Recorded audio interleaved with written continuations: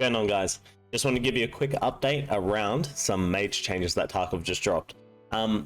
These changes alone will change the fucking wipe entirely.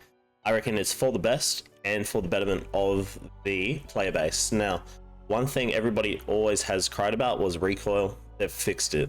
Recoil has changed.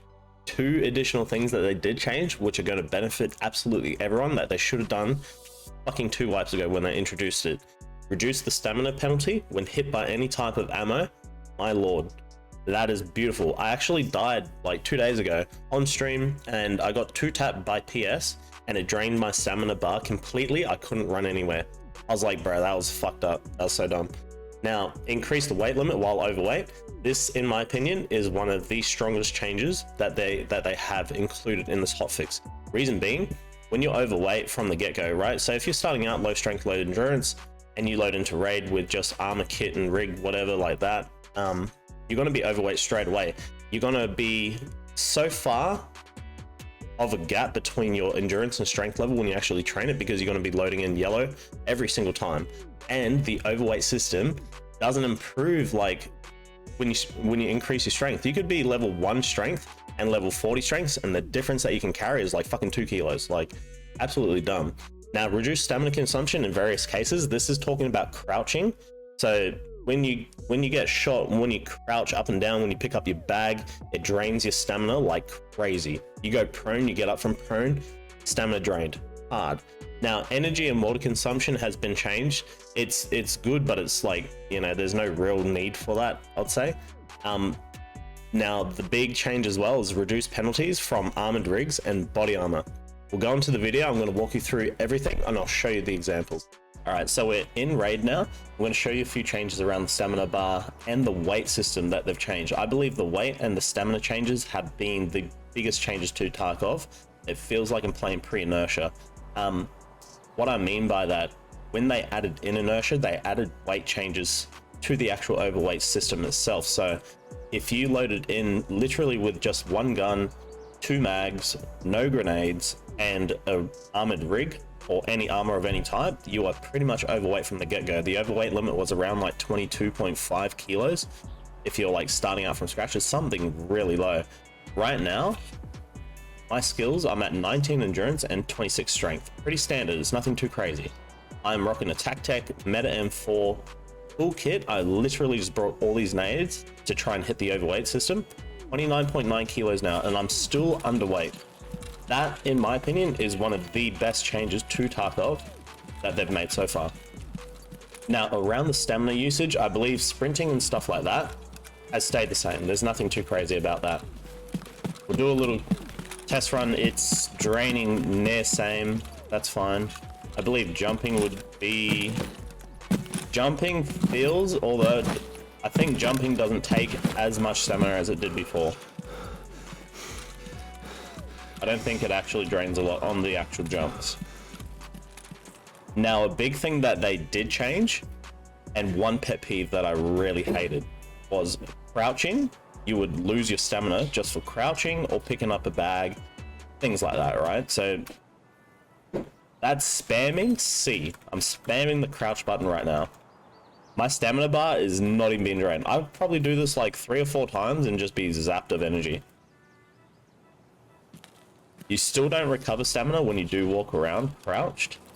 That's still normal. Yeah, the drainage is actually really good compared to before. Way better.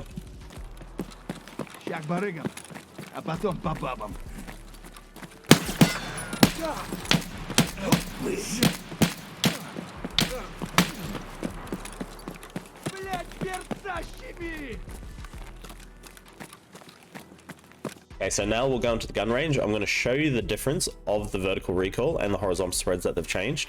With regards to the M4, I'm not going to do the JB Thor combo. I've just got a normal Seeker build. I'm at 33 vertical. I'm going to show you the difference between this and a 92 vertical recoil gun. So MDR full auto. Everybody knows how hard it is to full auto this and stay on track, right? Now we'll go down lane. M4, I'm going to drag it down. everybody knows that when you don't drag down an M4, it kicks to the sky. Like, I'll example, right on top. But look at where the recoil is sitting. It's dead on. Like, if you recorrect your first shots, you're always going to be center point. Like, so you just drag down the initial burst. Drag. That's 33 vertical, dude. It feels like I'm shooting the fucking Jailbreak 4 combo. Literally. Like, that is 33 vert. It feels in the 20s. That's 20s vert. Okay, so MDR time. Same thing, I'll show you the test.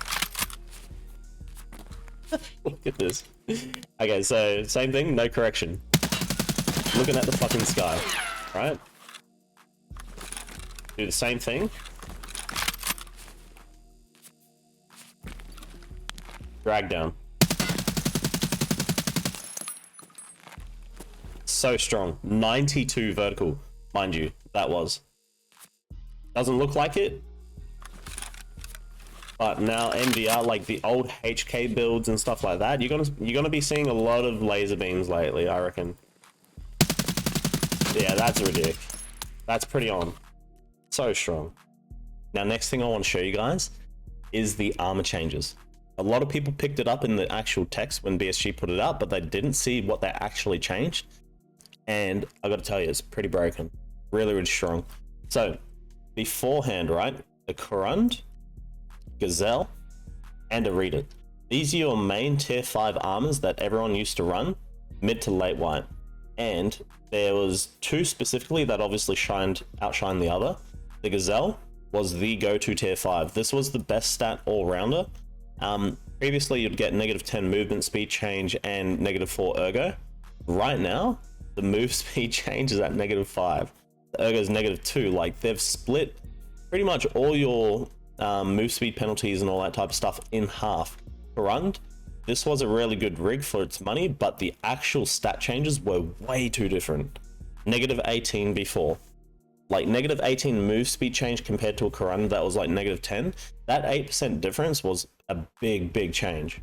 They're only a kilo difference in lightweight class, like in class weight. Armored steel, obviously the composition of the actual material is different.